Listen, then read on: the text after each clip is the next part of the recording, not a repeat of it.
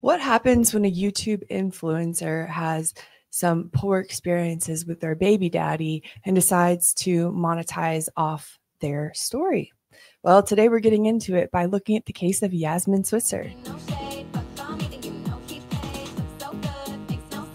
Get ready with me while I tell you guys about how I found out my ex was cheating on me while I was pregnant. I know him. That can't be. You don't know what it's bad to be a boy, yeah. Blue strips, bed.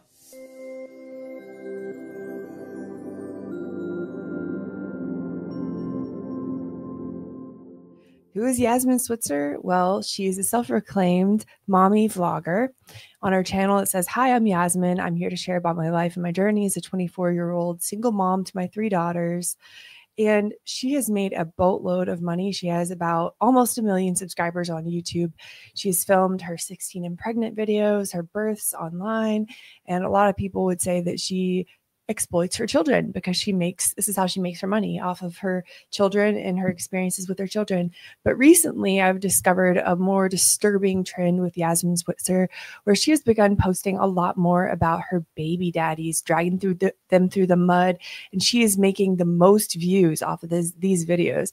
So today we're going to take a look at the case of what happens when a child exploiter allegedly uses their baby daddies, drags them through the mud in order to make money, and how this might affect their children. Let's get into it. Hi, my name is Maddie, and welcome back to the Anti-Alienation Project.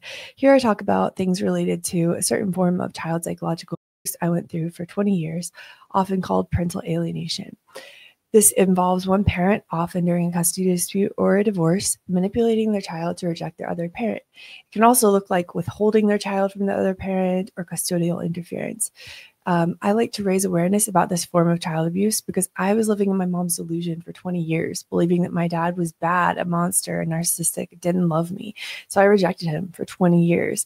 And since I've realized the truth, I've been on a healing journey, reconnecting with my dad and trying to educate the public about this form of abuse. Today, we're looking at Yasmyn Switzer, like I said before. So let's just take a look at her channel before we get into any specific videos. So this is Yasmyn Switzer's YouTube channel. As you can see here, she has 900,000 subscribers. And if you look at her videos, though, let's go to their most popular. Her most popular videos are from 6 years ago. So teen mom in high school, morning routine, pregnant at 16, going into labor, teen mom of 2 daughters. It's all about getting pregnant very young. But if you look at her latest videos, I think that she has discovered a trend. Okay, so look at here. We have this video, for example, 34,000 life update, 37,000 moving update, catch up with me and my little sis, 22,000. And then we have 8 days ago, fully updated story time on my baby daddy and why he's really in jail. 97,000 views, so almost 100,000. So she has a spike in views when she talks about her baby daddy in jail. Go down a little bit, 12,000, get ready with me, 40,000, pack with me, my new BF, 38,000 Q&A, and then, oh my gosh, huge spike here where we have 400,000 views, finally sharing the full truth, finding out that he cheated for 2 years. So she's just letting it all out about her previous relationship, about how he cheated. And again, here we have low views, 22,000, 19,000. For someone with almost 1 million followers, that's low views. Another one on a baby daddy, we get a little spike at 110,000. So she's learning that she gets spikes in views whenever she talks about co-parenting or her baby daddies. See, here we have 40,000, 20,000, 20,000, 17,000, 38,000, 105,000 when she talks about the disappointing truth of co-parenting. So you can tell that she has learned that when she talks about co-parenting and her baby daddies, she gets way more views. Again, just to prove my point, 50,000 views, 50,000, 30,000, 56,000, 21,000, 119,000 when she talks about an unexpected update on my daughter's dad. Now, we're going to check out some of these videos, but first, I just wanted to mention really briefly, what might be some of the effects that sharing these intimate details online might have on her daughter's lives. I don't care about her. I mean, that sounds rude, but I don't really care about her. She's an adult. Her children are underage. And as far as I know, they have some type of relationship with their dad. I know way too much about this situation. It's kind of embarrassing. But so she has 3 daughters. Her oldest daughter has a different dad than her 2 younger daughters. So her oldest daughter has a dad who is in prison, and we will watch that video, some of it, check it out. But her younger 2 daughters have a different dad, and he is not in prison. And he allegedly cheated on her for 2 years, like what you'll see in this video. And maybe he treated her poorly. I don't know. But she blasts both baby daddies online. Okay. Both of them totally blasted online. I believe that the daughter whose dad is in jail, I don't think she has any relationship with her dad. And maybe that is justified. I'm not really sure yet. But the 2 younger daughters, the mere fact of blasting them online, this is going to be online forever. Even if she deletes those videos, her daughters will be able to find all of this information. This is a big influencer. She has a big platform. No matter what, her daughters are going to see these things. And if she also just consider the fact that if she is willing to put all of this online, what is she telling her daughters behind closed doors? This has become so normalized to talk poorly about your baby daddy online, to talk bad about co-parenting situations online. I really think it needs to not be normalized. People need to be shamed for doing this. We're going to start by watching the most recent video that she has posted about her baby daddy who's in jail and the real truth about why he's in jail. He's been in jail for a long time. So first, like, why does she feel the need now all of a sudden to reveal the truth? I don't know. Maybe she needs a paycheck, but let's check it out. So here we go. This is the full updated story time on my baby daddy and why he's really in jail. 16 and pregnant. She's in her 20s now, but she keeps writing 16 and pregnant because she wants the views. And by the way, her baby daddy of the first daughter has been in jail, I believe, for a long time. So I don't know why she feels the need to all of a sudden explain why he's really in jail, exposing the truth. But I have a feeling she just wants a paycheck. It's hard out there. Everybody's struggling financially these days. Let's watch it. What's up and welcome back to another video. If you're new here, I'm Yasmin. Today we're going to be doing a full from start to finish story time on something I've talked about a lot on my channel here and there, but never like really sat down and dove into, being the story of my first daughter's dad. Like I said, when I first started this channel. Why do we need to know this? Like, what? Nobody cares. Honestly, nobody cares. And he's in jail. Like, he's getting his time. He's doing his time. He got his punishment, but that's not enough, apparently. So let's get into it. Before I get into this, I also want to say the last story time that I did was my big, like, long story time about my whole, like, recent breakup with my other baby daddy. And I filmed, like, a reaction video kind of, like, responding to all of, like, the comments and other questions I got, but I didn't end up posting it because it got super emotional and it was way too much of, like, a crash out, I feel like, for me to post on the internet. So I didn't end up posting it, but I guess I just wanted to say, like, well, thank God for that. But she still posted multiple videos about both baby daddies now.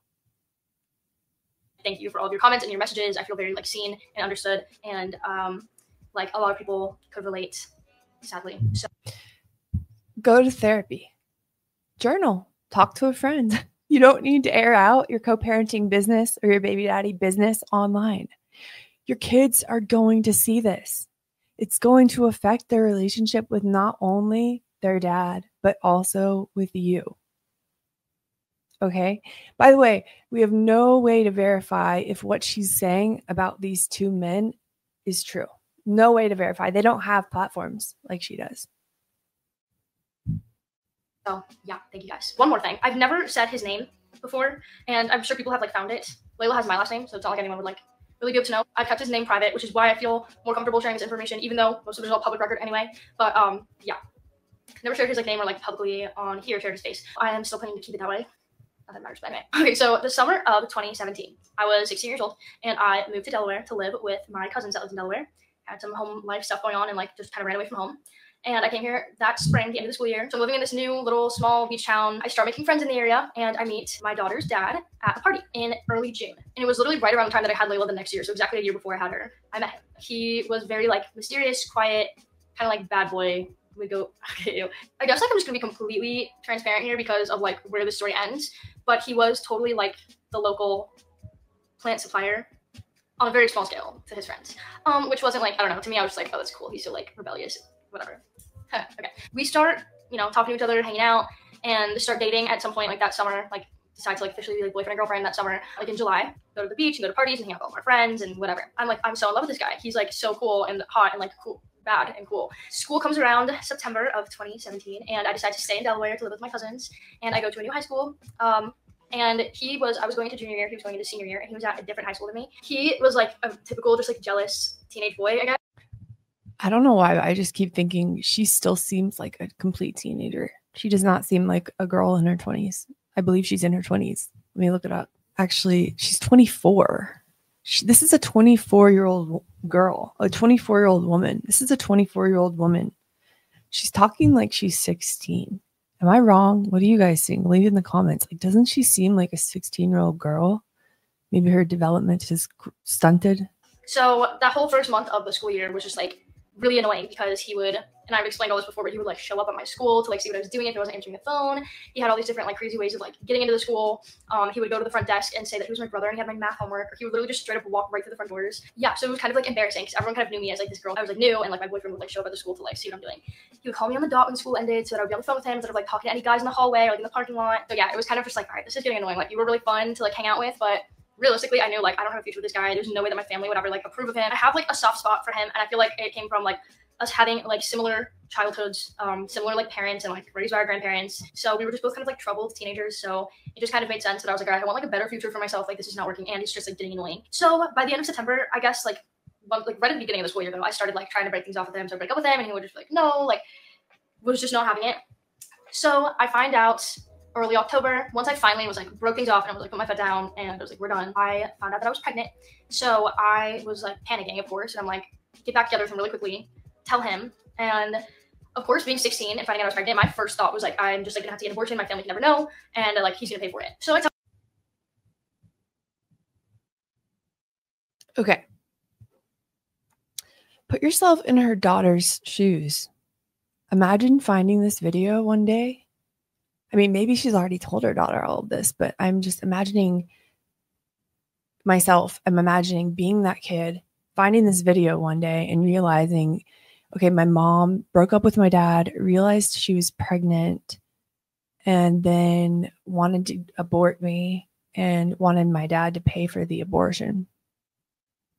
So you realize you were not wanted. You were a surprise. You were not wanted. I don't think I would want my child to know that. I don't think I would want my child and the whole internet to know that. But that's, maybe it's just me. Tell him, and he literally tells me that he was like trying to get me pregnant so that I like would stay with him. So he totally made me. Oh my God, this is terrible. And then you find out that your dad got your mom pregnant on purpose to try to get her to stay with him. This is alleged entrapment. I mean, I don't know. Again, we cannot verify that what she is saying is true. That's a problem here.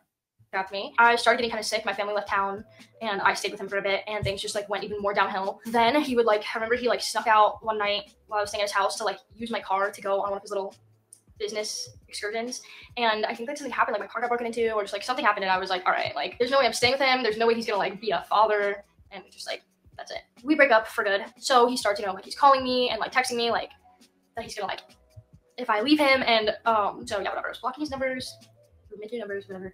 And eventually I called the police because he was like threatening to harm himself. They ended up taking him and putting him away for a little because of him like threatening those things. And then I don't hear from him for a while. And then throughout my pregnancy, we like randomly message each other, but we didn't see each other. From what I heard from around town was that he just started going down like a really straight path. Like I think it was around that time that my friend called me like really upset, saying that she was like with him or with someone that like witnessed him doing like hard substances, which was like, whoa, it went like from more like expected, like more like not normal, but like not crazy teenager behavior to like another level. And it was like, dang, I felt guilty. Like I blamed myself a lot for him crashing out like that and like starting to go down that path. But obviously I can't do that because it's not my fault, but I totally blamed myself. Like felt really bad. Once I had her, I like told him that she was born. He came to visit her one time with his grandma, and then when she was like, a few weeks old, he came again with his dad, I think. So I saw her like 2 times as a newborn. And then I went back to high school end of that summer and met my more recent baby daddy. Layla was about 4 months old. Him and I like started dating. Baby daddy number 1 comes to visit her. Like I said, she's around like 4 months old. And again, we had very little communication. I think he like offered to like buy some stuff for her or something like that, or like would text me here and there. When he came for that visit when she was like 4 months old and saw that I like was dating someone else, because he was there with some of my other friends at the time when he came for this visit. He didn't come back again until she was 2. At this point, I was like already kind of looking into getting his rights terminated entirely, just because I didn't want to risk him deciding to pop up later, after, you know, like having pretty much no involvement at all. But I never like actually went through with it, because just felt like there was no point. Like I didn't really think that I needed to. Anyway, so we texted asking to come visit, and he asked me like last minute if he could bring his new girlfriend. I told him I was not comfortable with that. And I guess it made me mad at the time, because I was like, wow, you're coming to see her just to like show her off to this girl. Like this is a kid that you like, it's your kid and you've seen her like 3 times, and you're gonna like come and be like, oh yeah, this is like my daughter. I was like, no. And I don't know this girl, so like absolutely not. It's like, okay, fine. And he comes anyways with his grandmother, sees Layla, and I believe that is the last time that I ever saw him in person and that she ever saw him. There's really no reason to share this on the internet. There's really no reason to share this on the internet. Like these details, I'm conflicted, because these details are not something that the general public needs to know about your kid. And it doesn't, like, there's no good solution here, because imagine if her child doesn't know these details about her dad and her own story, her life story, and the general public, like people online, strangers, know about her life and she doesn't. And then on the flip side, if she does know these details and is aware of these parts of her origin story, is that any better? Yasmyn, go touch grass. This is not something you share online to strangers. It's just not. And she totally did this for views. Like this, her story times, like her videos about her baby daddies and her co-parenting is like goes up, skyrockets on views. Like she knows this, so she's willing to just put it all out there for a paycheck. I wonder if she even thinks about her kids at all before posting this type of thing. Got a call from my friend. So this was like this one girlfriend that would like always randomly like tell me stuff about him, because it was like my first friend that I met in Delaware, and she was like kind of with like my closest friend when I like met him, and we would all hang out together, and they went to the same high school. So she'd always like randomly call me with information. She calls me one day out of the blue. She didn't really keep in like much contact, but she calls me and was like, hey, you know, he has another kid. And I was like, wait, what? So I was shocked, didn't know if it was true. I think he maybe like was denying it, at least to his family, that I would still see, because they didn't think that it was true. Later on, I found out that it probably is true, and I still obviously like have no way of like really knowing. So that's the next, which I'm not sure if I've ever said that here before, but I'm pretty sure he ended up having like another kid with someone, which Layla was probably about like 3. At some point, he gets arrested here in Delaware, and I forget if this was like when we were in Hawaii or like when we moved back or what, but basically, from what I know, again, from like knowing people involved in the situation around town, he like robbed someone's house and went to jail for it, or like at least like got arrested for it. My best guess would be for money, for substances. So now fast forward to 2023. The only things I can possibly like think of that would have happened like regarding him would just be like my daughter asking questions. She knew right away that she looked different from us, because we all have blue eyes, she has brown eyes. So she'd ask me questions and she would get emotional about it. So I was like, I cannot. Obviously, I had planned on telling her like the truth as soon as she'd be old enough to understand. So I feel like her being able to recognize that and be like emotional about it was enough for me to be like, all right, this is the deal. So she's always known that like she has a different biological dad. Fast forward to summer of 2023, which was the summer that I became a single mom again. I get a call randomly from him saying that he was like locked up for some stuff in the other state, and you know was like finishing out his time there, and then was going to come turn himself back in here in Delaware, because I guess obviously there's like a warrant out for him because he had evaded house arrest. He says, you know, I'm going to come and serve my time there. So I kind of randomly hear from him starting then, and I remember he was like becoming, I don't know, it was like he was kind of reaching out to me a lot, and it was like a little weird. He was like kind of trying to like rekindle things with me over the phone from jail, and I kind of like agreed. I was like, yeah, if you're gonna like get out and get your life together and like restart, you know, do what you have to do, like serve your time and then like restart your life, and then you want to eventually like be involved in Layla's life, great. And if you want to call me every once in a while, I can like give you updates on her. I was like, I don't know, motivation while you're like locked up to get your life together, so you don't like miss out on the rest of your life if you actually want to like become a normal citizen. Okay, so I'll give her credit where credit is due. I mean, she's trying to have her daughter know that she comes from a different dad than the other 2 girls. Good. Wouldn't be okay to try to make her think that she comes from the same dad and hide the identity of her true dad. So good for that. Like, I never want to be the one to be like, no, you can't see your kid. Like, obviously I'm gonna give you a chance to like get it together, but very cautiously, of course. So yeah, but then it became like excessive that he would like be reaching out to me and just like not appropriate.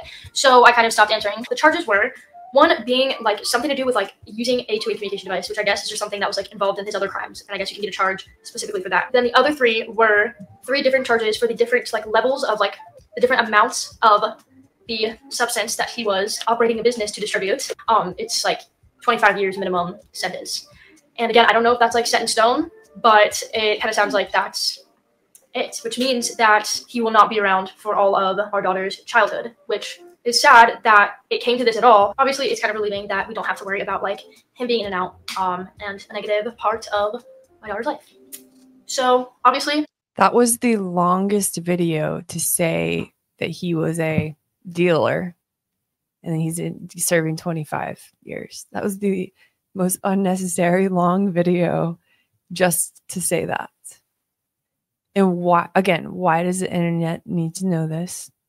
Why does anyone, I mean, I don't even know if your daughter needs to know this at age 7, much less the whole world. It's weird because my dad was the same exact way, like in every aspect, and I didn't even know him even when I got together with Layla's dad. So it's just like kind of odd how cycles repeat themselves, and I guess it's nice that her and I will be able to relate on that because it's very confusing.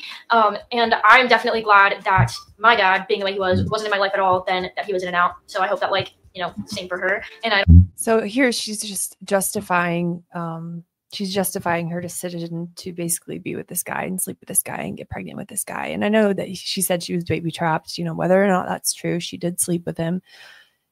And the truth is that this is going to be painful for your daughter to not have her biological father in her life. And you might be in denial about your dad and how it was better for you to not have him in your life. That might be a way to make yourself feel better, coping mechanism. But the truth is that if you don't have both parents in your life, there will be a scar, an emotional scar from that, even if it is the best outcome for you for protection reasons, etc. There will still be an emotional wound from that loss. And I'm just wondering still why this video needed to be posted on the internet. I don't think she's ever been like sad about it, but so that's the whole story. Thank you guys so much for watching. If you don't think your daughter has ever been sad about it, you're also delusional. Okay. Like you said that she gets emotional when she sees that she has brown eyes. Her sisters have blue eyes because she has a different dad. That right there is a sign that she's sad about it. And maybe she's not old enough to really articulate it to you yet, but you better believe she's going to have an emotional wound. I hope that you guys learned something from this video. Like, don't get pregnant by like some random bad boy guy that's a local drug dealer when you're a teenager. Okay. She's serious. She's actually serious. Okay, Yasmyn. I wanted to share the other video too, because that's her airing out the baby daddy business of the first guy she dated, where she had her first daughter with. But don't worry, because she also airs out all her business with her second baby daddy, who she had her 2 youngest kids with. And she doesn't hold back there either. Actually, she's probably worse to him, and he's not in jail or anything like that. Now, this is an hour-long video, so we're going to scrub through this thing because I cannot listen to her for that long, and I don't want to either. But this is called Finally Sharing the Full Truth. Finding out he cheated for 2 years and what I went through, ... Is this necessary? No. No. Before I even watch the video, I just want to see the comments.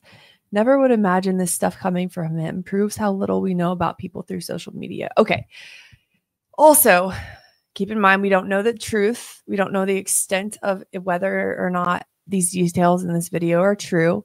She has every reason to be hurt if he really did cheat for 2 years. Probably not going to watch too much of this, but I'm just going to show you bits and pieces to see how dangerous this is to air out online, especially for your daughter's sakes.